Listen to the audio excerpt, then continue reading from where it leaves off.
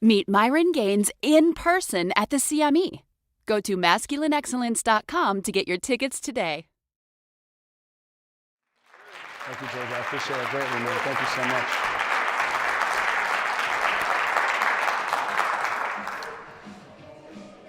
Well, this sounds familiar, right? What's up, guys? How you guys all doing, man? Myron Gaines. First and foremost, I want to thank Donovan Sharp for hosting this amazing event here in Vegas.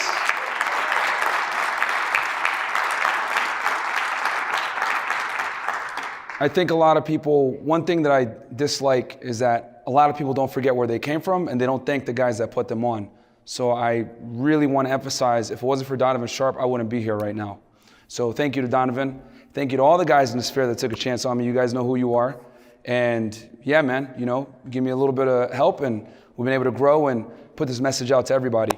So without that said, guys, thank you so much for being here. You could be anywhere else in the world, but you're here listening to me talk to you guys, and we're going to make some jokes, have some fun, and, have a good talk.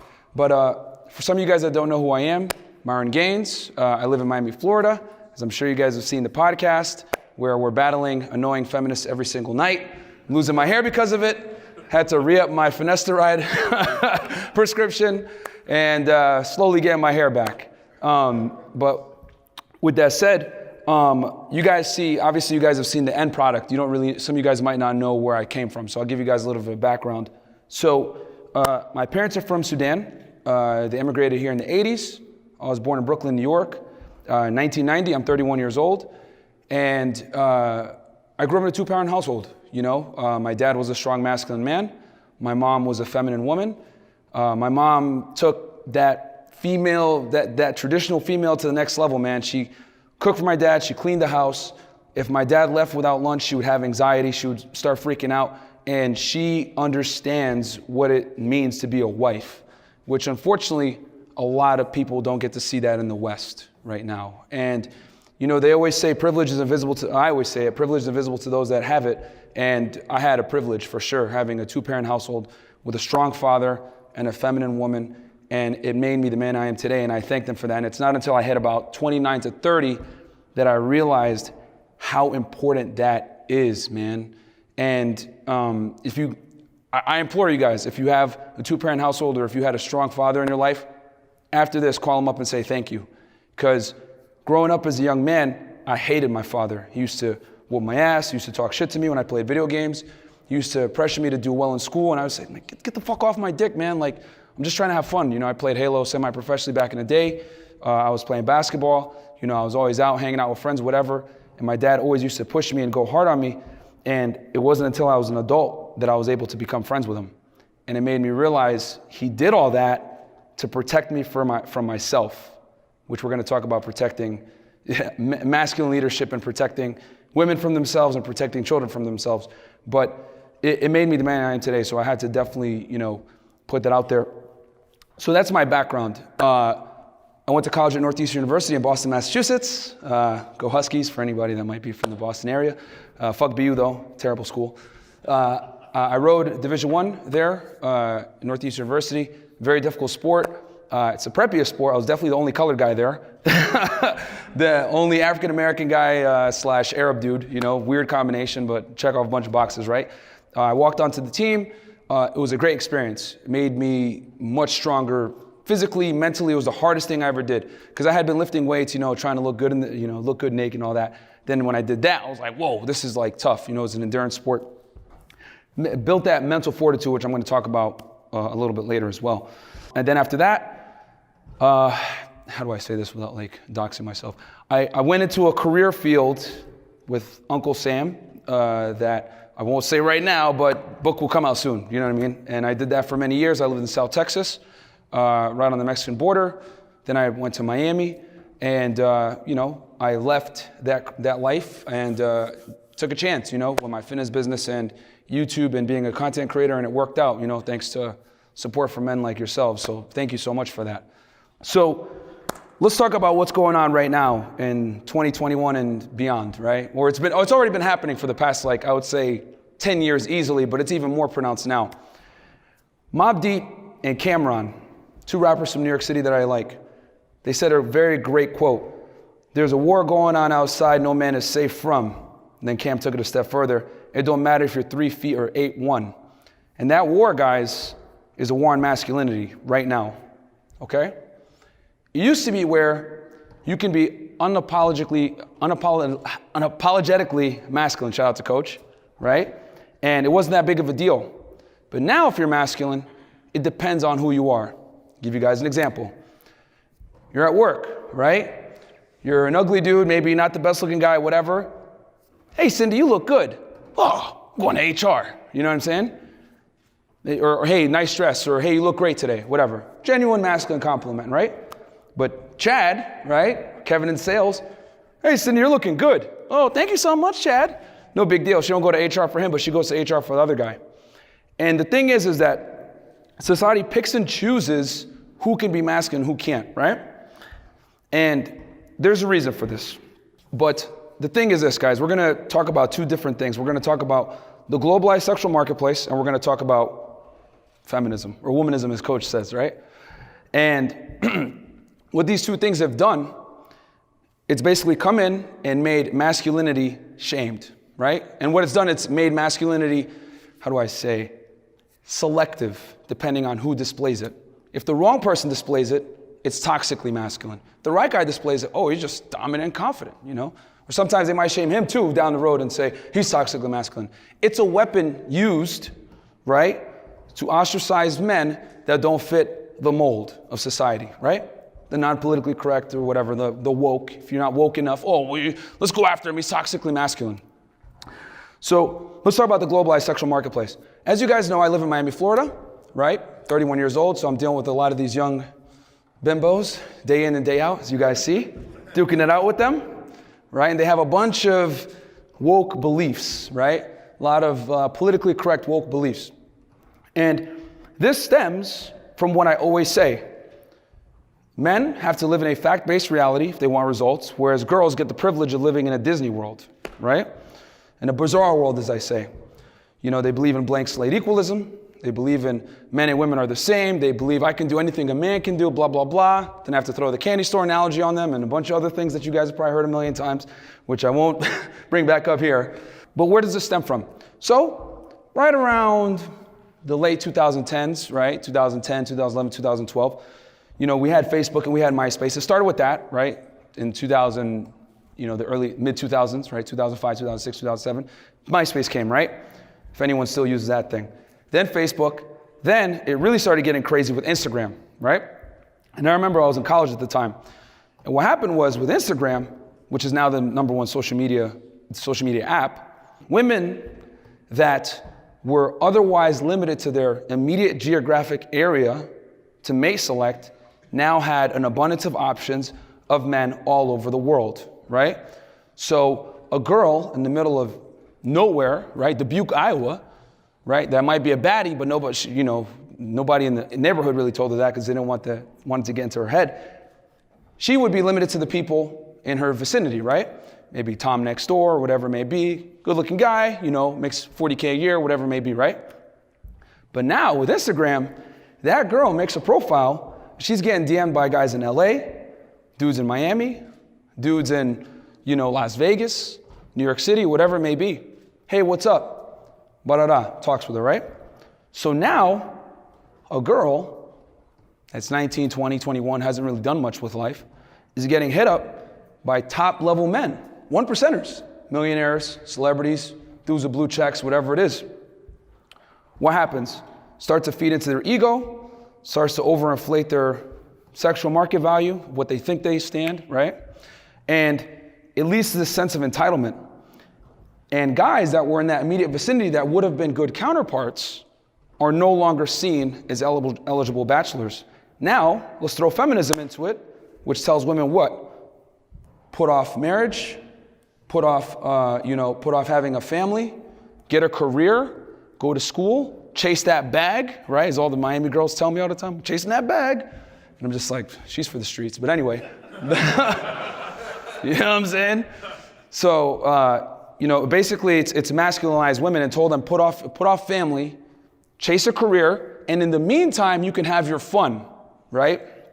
Shout out to Rollo Tomasi, Sandbergian, right? Effect. Hey, in your youth, chase the bad boys, guys like me, dudes that you don't want to get with.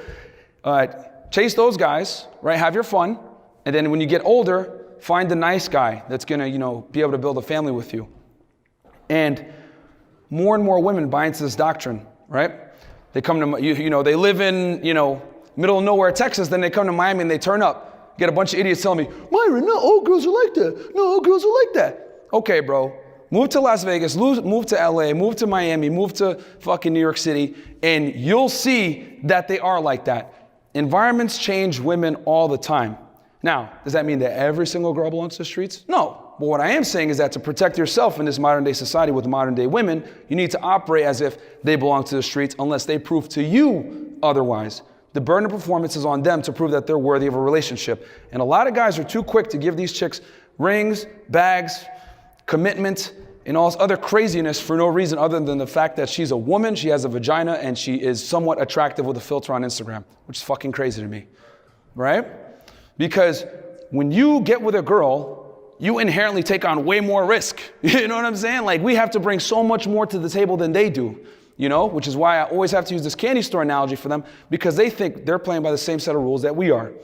But I don't want to go on that tangent yet. So with the global sexual marketplace and feminism, what it's done, like I said, compounding female entitlement, right?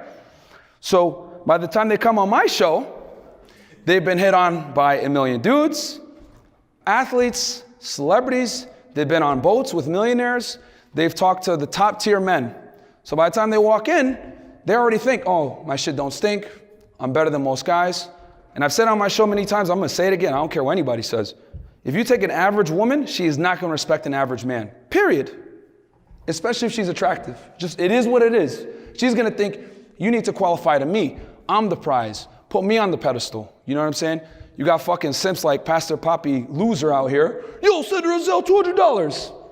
Stupid. You know what I'm saying? Like, you're going to take an L doing that dumb shit. So they come on the show. They get this entitled attitude.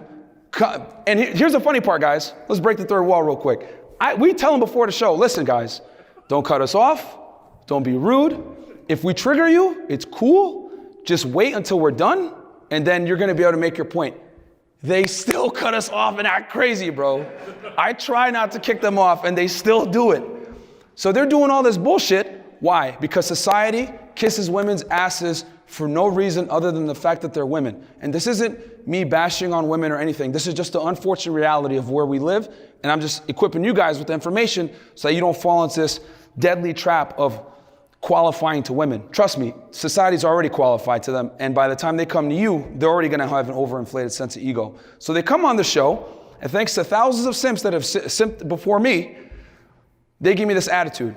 Then I got to pull out the Frank Castle. Listen. And I even tell them too before the show. Chris gives them the warning like, hey, don't cut them off, whatever. I come in, I tell them, listen, I'm not trying to fuck none of you chicks. If you talk crazy, I'm going to kick you off the show and you're going to look dumb. And they still act crazy, bro. Kick them off, whatever it may be. I'm sure some of you guys have seen the Patreon behind the scenes. But why is that? Yeah.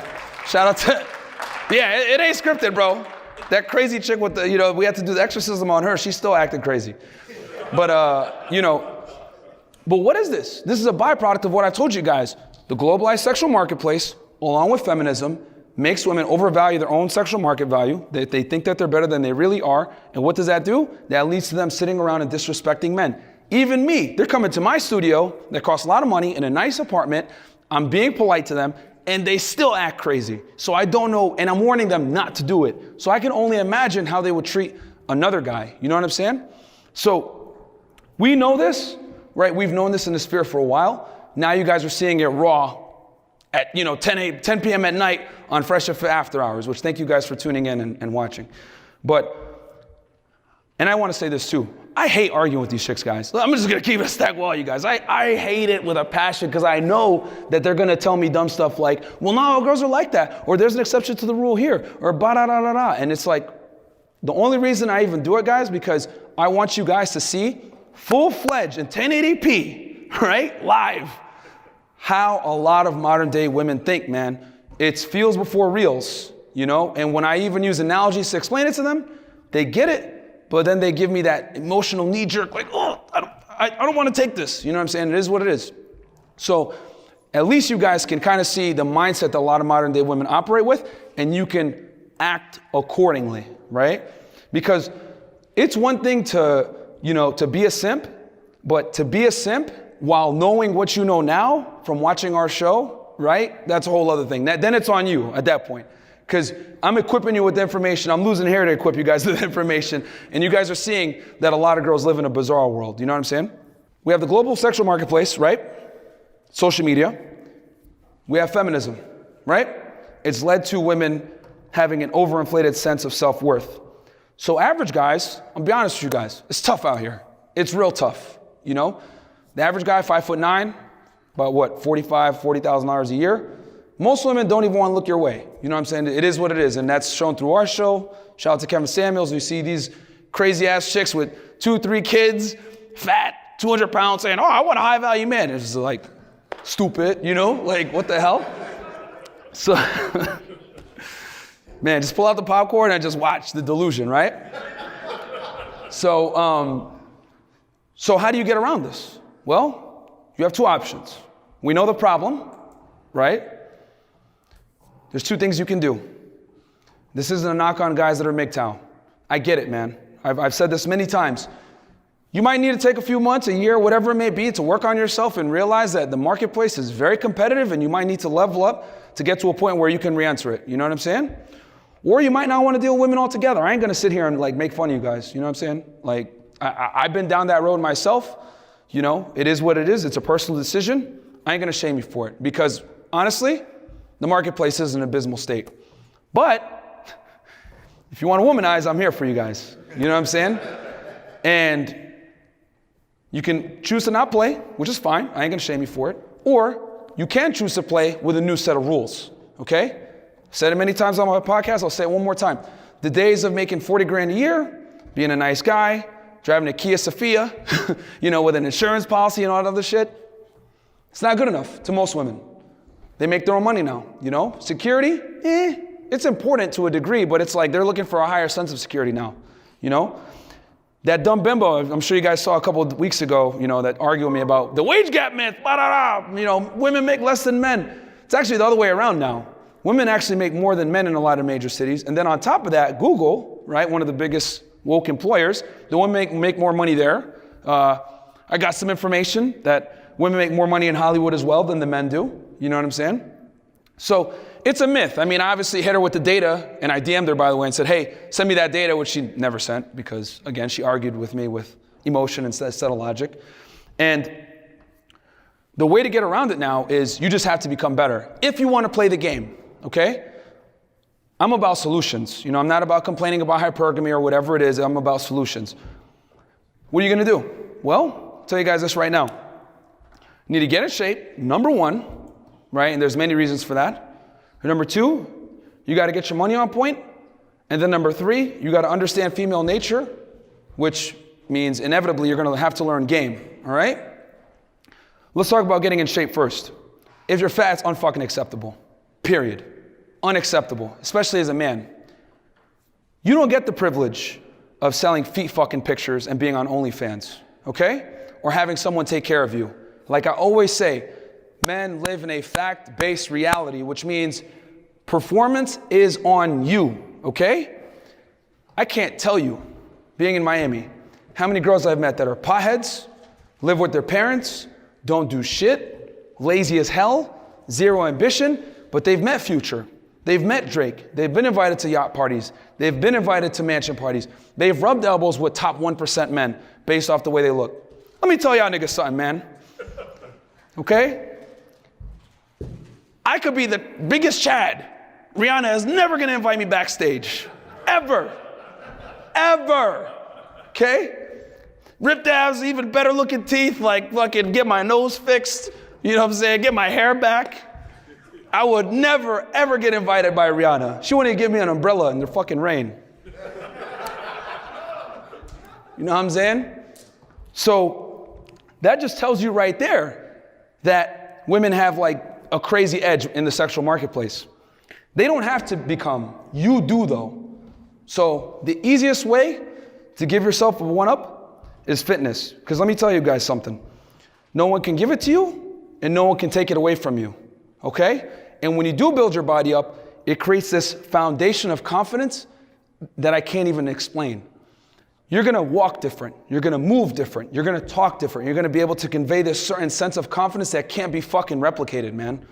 Because when you've worked on yourself, when you've went to the gym, you've put 225 on your back and you go, 10, 20 reps, ass to grass, not stopping, or you've felt that lactic acid burn of doing curls until you can no longer breathe, you're doing tricep extensions, dying, you're doing legs never. No, I'm just kidding. But in general, when you're going to the gym and you're putting yourself through that pain, you are not going to tolerate bullshit from some 21-year-old bimbo at a club, bro. You will not.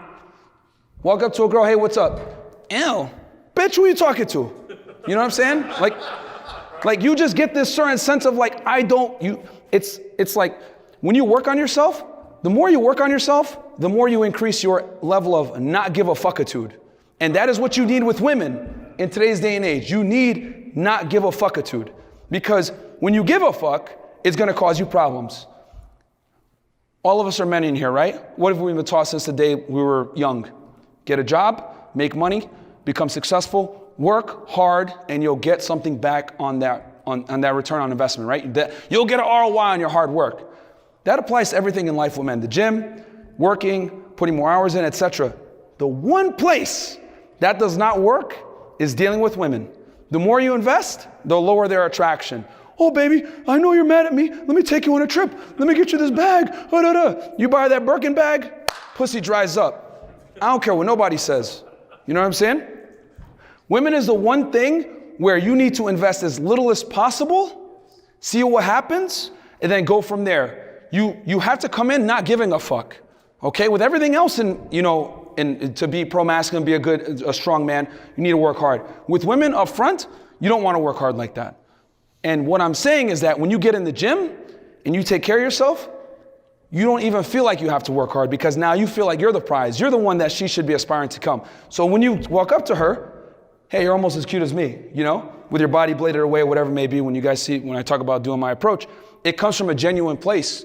And she knows I'm not over-investing, and that makes her more attractive because most guys are over-investing. And with women, you never want to over-invest in the beginning, guys, ever, okay? That's number one, getting in the gym so that you don't over-invest in women. Number two, hypergamy is real, guys. You got to get your money on point. Can't be broke with these chicks nowadays. A lot of women make their own money, even though they're horrible with spending it, 80% of the consumer base, hold 3/4 of debt, but that's a whole other thing, right? How dare you, misogynist, well, whatever. But they make their own money.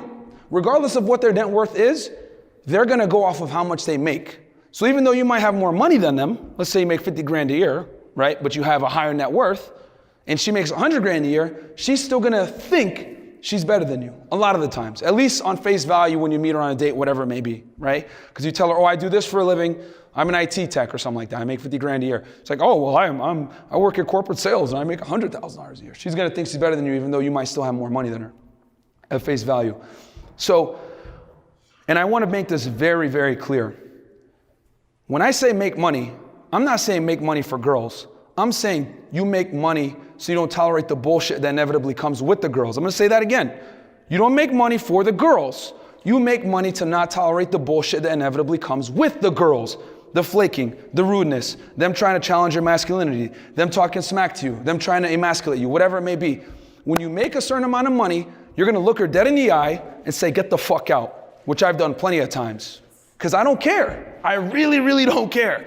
You guys think like on the show, oh, get the fuck out? I do that with chicks that I'm even dating, man, like off camera. Like in the beginning when we're doing the show, first you tell me, man, yo, you need to chill a little bit, man. You got to stop kicking them off before the show starts. Like do it on camera. You know what I'm saying? Like stop. Because we had a couple girls come in. Actually, Hotep, if he's in here, he's my witness, bro. Him and Rolo were in there. We had two chicks there. We were going to do an interview.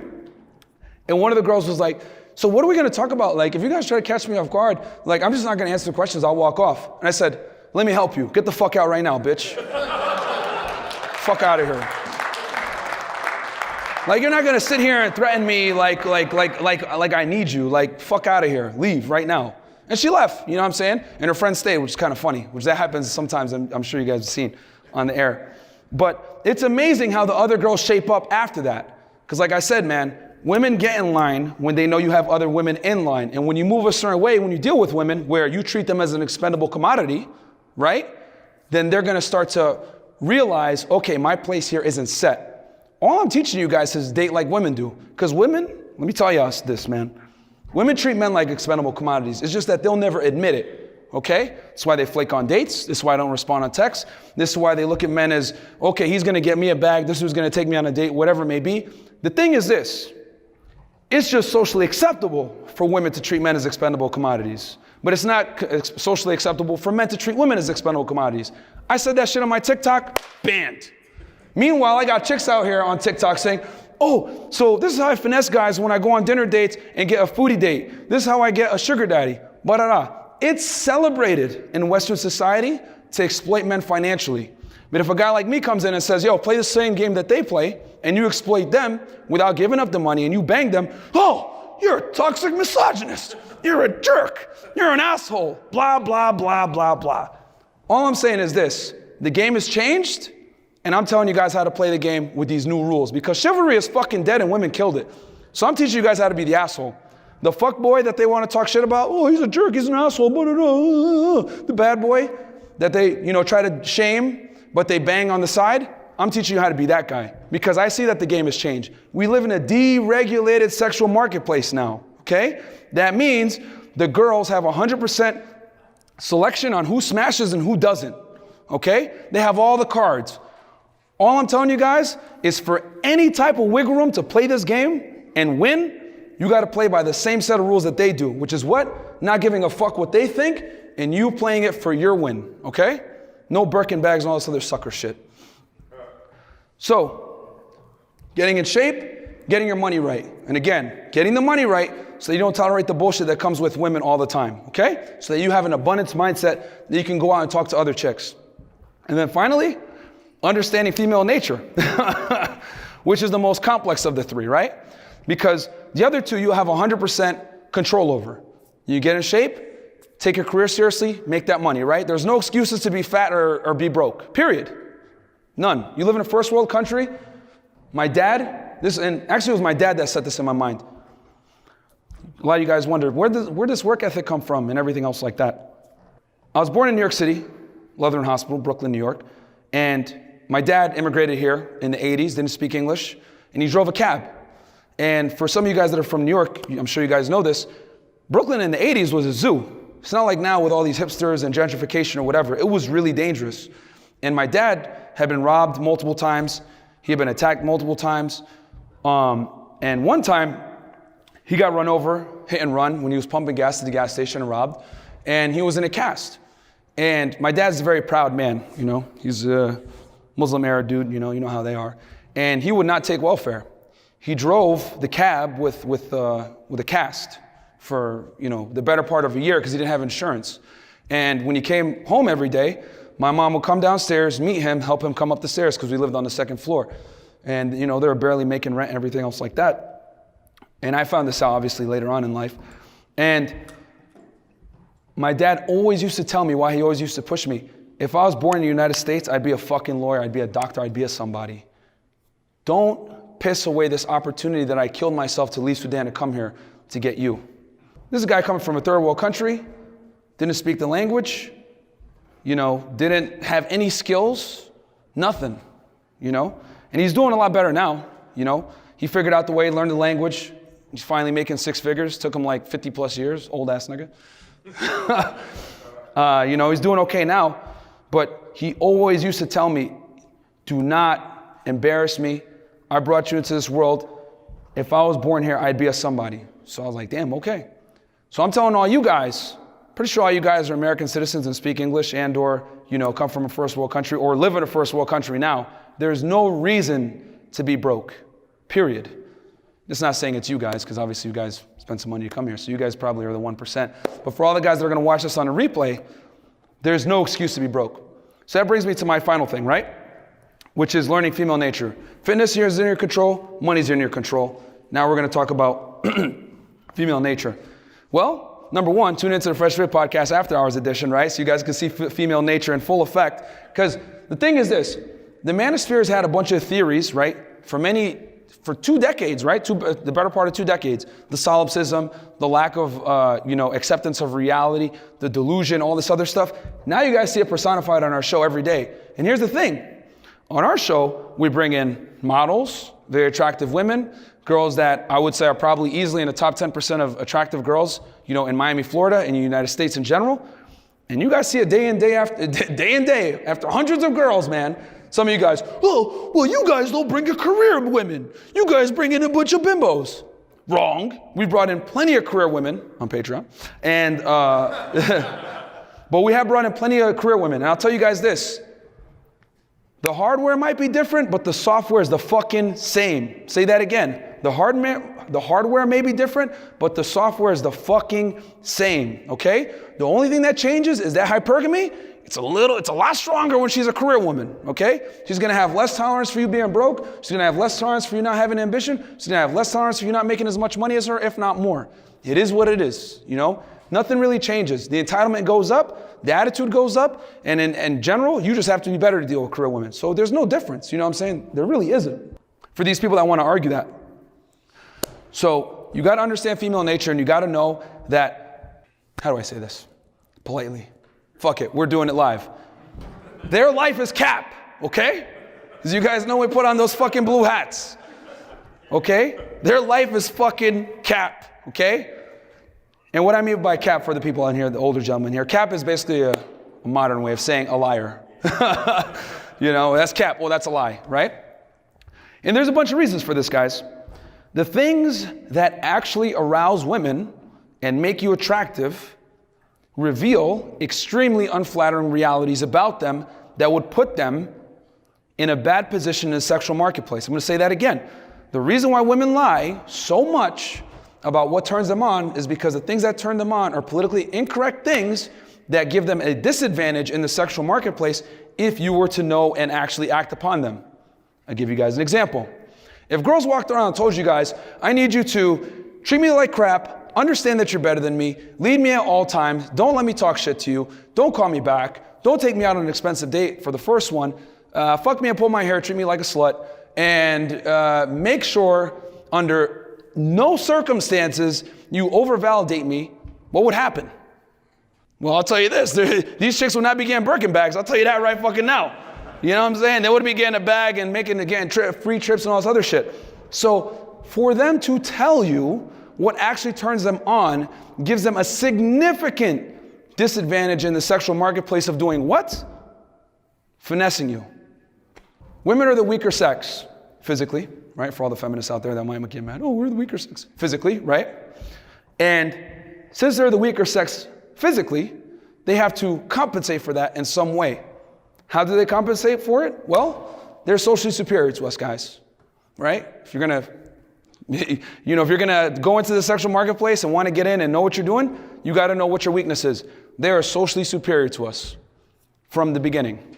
But here's the beauty. You can learn how to get on their level. It's going to take time. It's going to take you getting finessed. It's going to take you getting curved. It's going to take you getting flaked on dates. It's going to take you taking a lot of L's.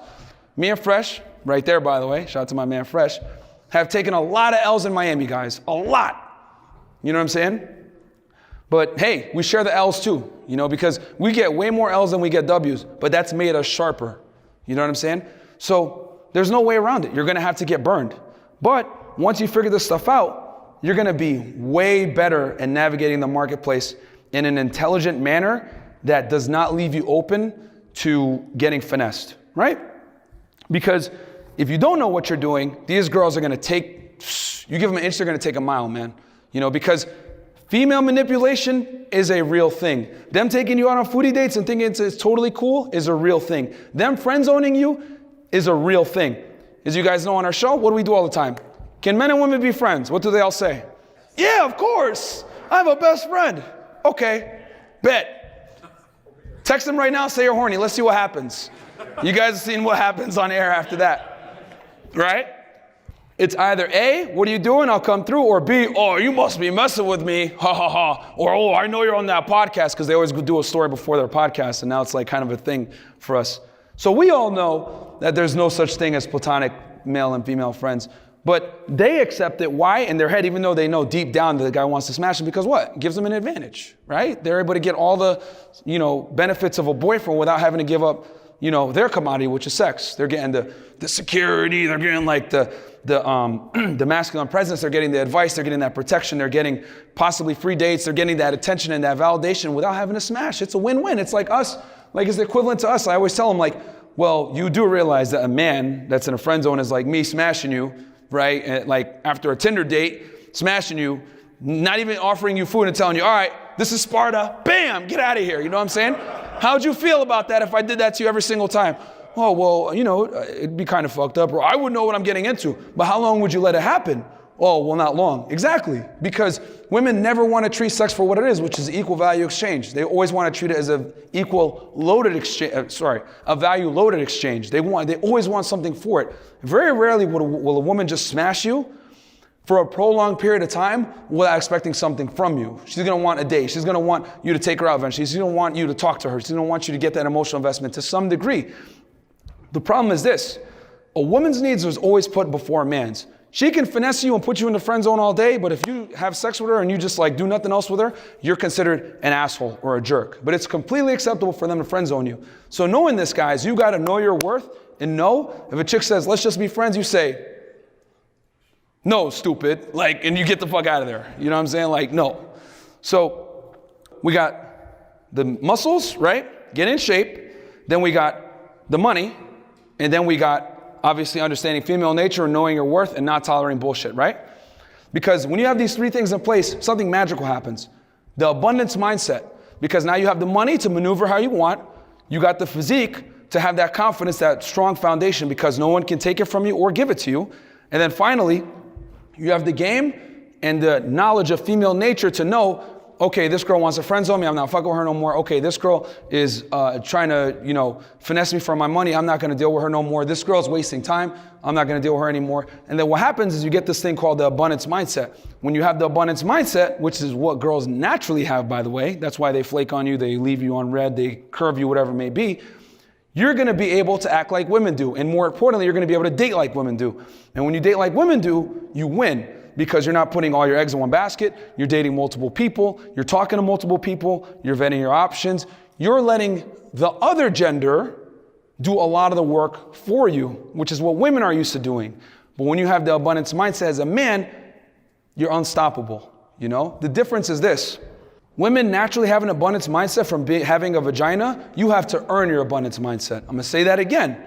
Women naturally have an abundance mindset from having a vagina and tits and simps going after them. Take it a step further. You have to earn your abundance mindset by working on yourself and knowing that you are worthy of something. Because like I always say on our podcast, which is hilarious because these women try to say, oh, well, I can fuck a bunch of dudes. You shouldn't be able to fuck a bunch of girls, blah, blah, blah. Men must become, women just are. You have to create your value, she's born with hers. So you don't play by the same set of rules. But that comes at a negative. That sexual abundance is gonna come at a cost, and it's gonna come at the cost of you becoming better. But the beauty is this, when you become better, who wins in the long run? You do. And then you could choose if you wanna deal with the girls or not. You don't have to. You know what I'm saying? I know a bunch of guys here wanna go make town, not wanna deal with women, whatever. I know marriage is a dangerous proposition nowadays, and I ain't gonna knock any of you guys for thinking that way. But what I am saying is that I want you to have the option that if you do want to get into the sexual marketplace, these bitches aren't going to fleece you. All right? So with that said, guys, hope you guys enjoyed that speech. Try to keep it short and sweet.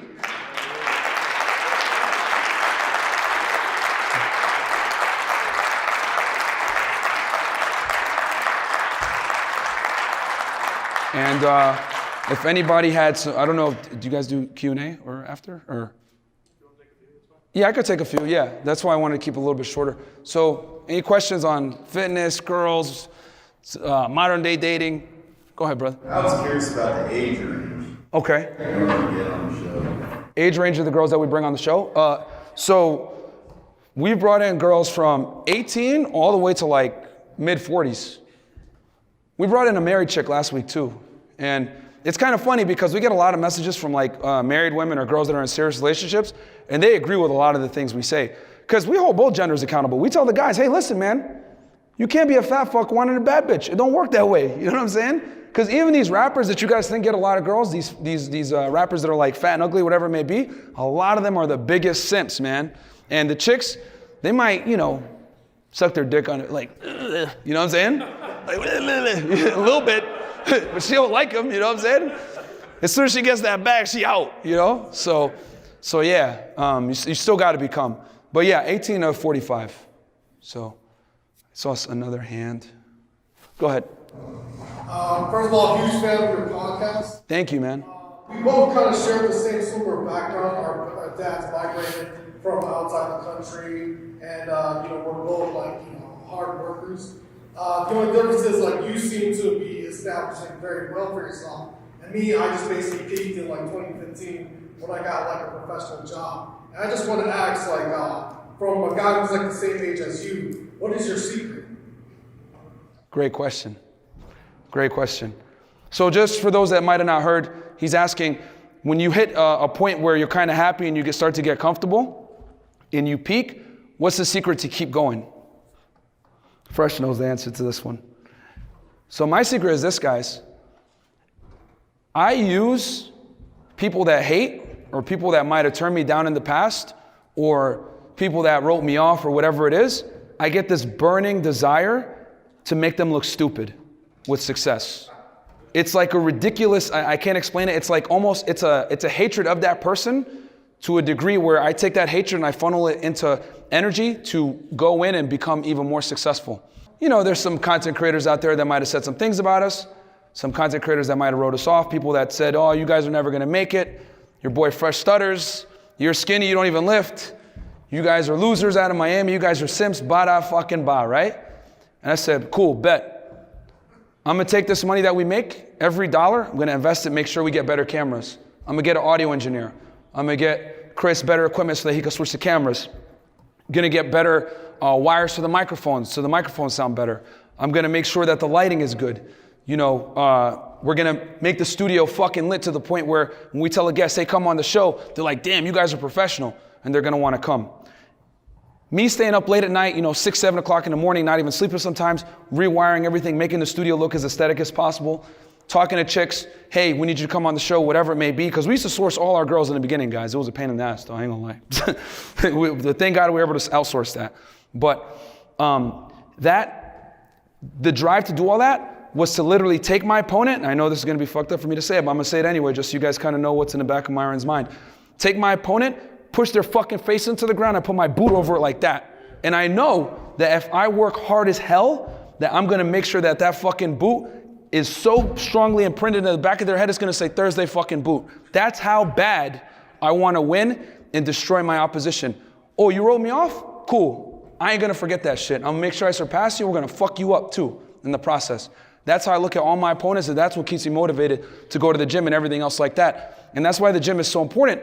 I go to the gym right before this speech. I was in the gym, listening to 22 G's, you know what I'm saying, all that crazy rap shit, right? And I was like, it just gets me focused. And then I was able to like take that, that motivation, translate it over into the speech, into everything else I do. The gym is just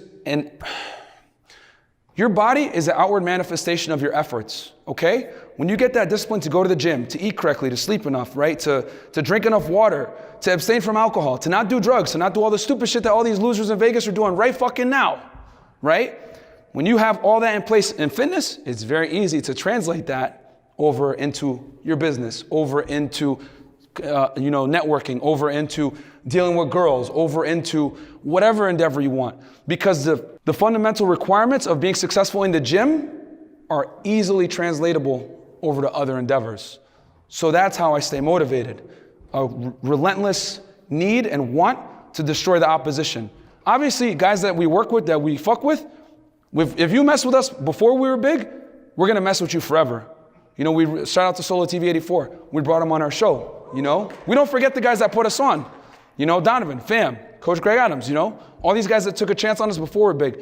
But all those people that said, nah, we ain't gonna work with you? All right, nigga, I wrote your name down. I know who the fuck you are, and we're gonna destroy you. And I look at everyone's social blade, I look at all our competition, and we surpass most of them.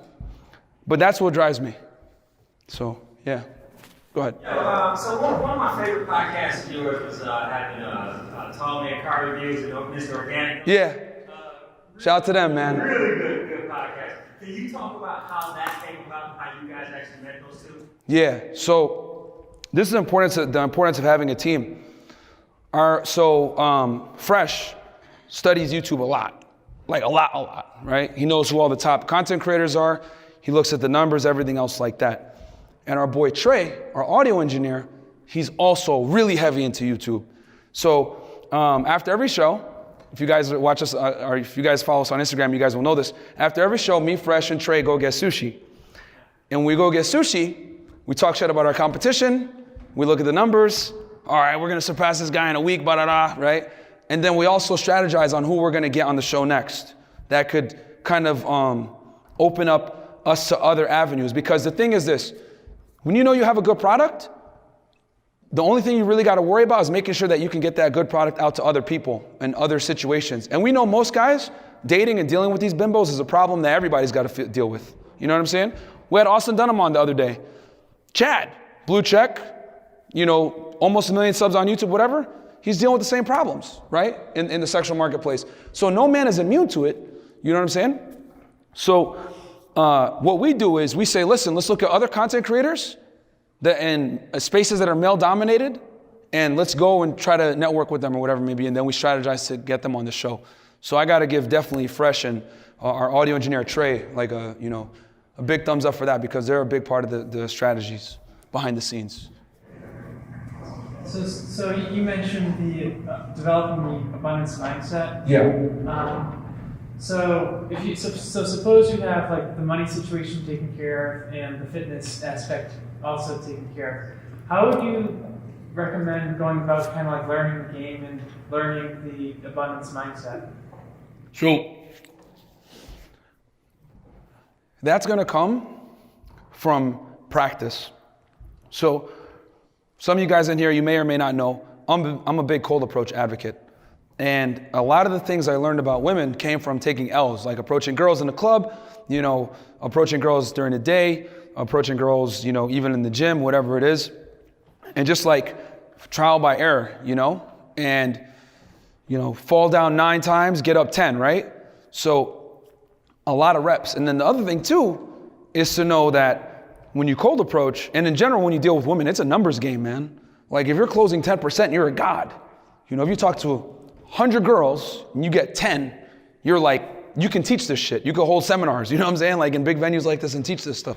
So get comfortable being uncomfortable. And what I mean by that is get comfortable going out and approaching girls and getting rejected a lot, right? I think a lot of guys don't.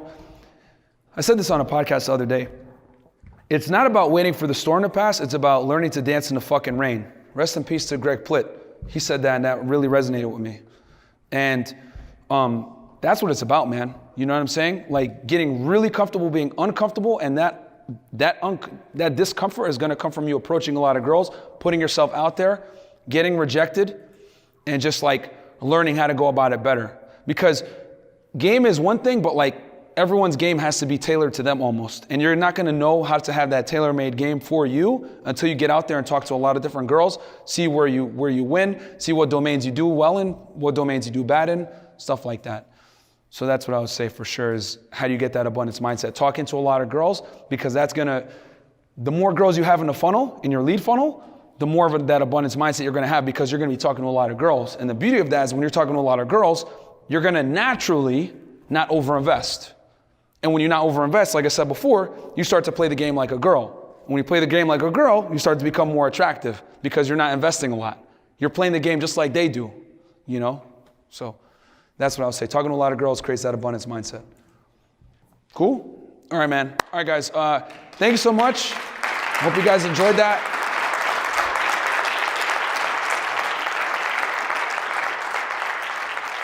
Thank you. Meet Myron Gaines in person at the CME. Go to masculineexcellence.com to get your tickets today.